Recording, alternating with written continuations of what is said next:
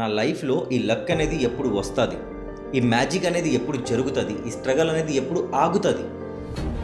నేను కూడా మీ అందరిలాగే లైఫ్ ఏదో ఒక రోజు మారుతుంది, దేవుడు నా వైపు చూస్తాడు, నా లైఫ్ని మారుస్తాడు అని నేను కూడా వెయిట్ చేస్తున్నాను. బట్ అది ఎప్పటికీ జరగదు.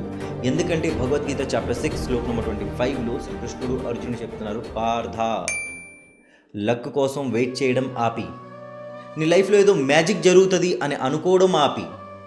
ఎందుకంటే మొదటిలో నువ్వు కంట్రోల్ చేయాల్సిందే నీ మైండ్ని, పాటించాలి నీ ధర్మం, నీ కర్మంని. నీ ధర్మంని నేర్చుకో, కర్మంని పాటించు. లక్ కోసం వెయిట్ చేయక. ఏదో ఒక రోజు లైఫ్ మారుతుంది, బట్ ఆ మార్పు వైపు ఒక అడుగు నువ్వు వేయాలి ప్రతిరోజు.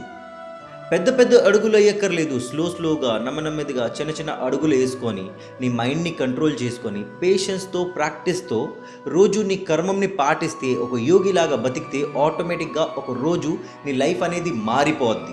సో ఈ శ్లోకం అనేది నాకు ఎలా పనిచేస్తుంది తెలుసా? ఈరోజు నేను చేస్తున్న ఈ వీడియోని ఇప్పుడే ఎడిట్ చేసి షెడ్యూల్ చేస్తాను, రేపటికో ఎల్లుండికో. మళ్ళీ రేపు ఎల్లుండి నాకు ఇంకా టైం దొరుకుతుంది కాబట్టి దానిలో ఇంకా వీడియోలు చేసి దానికి ఇంకా ముందుకి షెడ్యూల్ చేస్తాను. హిందీ, ఇంగ్లీష్, ఒడియా ఛానల్ని కూడా ముందుకు తీసుకొని వెళ్తాను. ఈ రోజు నుంచే మొదలు పెడతాను, ఇప్పుడే ఎడిట్ చేస్తాను. ఈ రోజు నుంచే స్టార్ట్ చేయాలి. మీ లైఫ్ కూడా మారాలంటే ఈ రోజే ఒక చిన్న స్టెప్స్ తీసుకోవడం మొదలెట్టండి.